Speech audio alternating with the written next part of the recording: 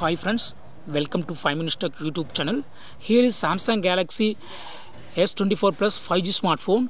In this video, you will learn how to turn off photo timer in your phone Samsung Galaxy S24 Plus 5G. First of all, open camera in your phone and go to photo mode.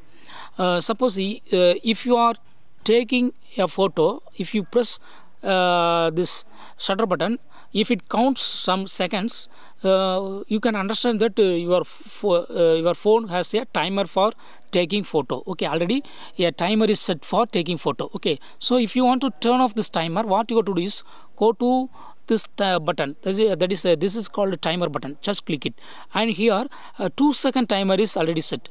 If you want to remove this timing, just click on the first button, and no timer will be now applied to your camera. Okay, now if you press shutter button, immediately photo will be taken. Okay, so in this way you can easily remove camera timer in your phone Samsung Galaxy S24 Plus 5G. That's all friends. Thanks for watching. Bye.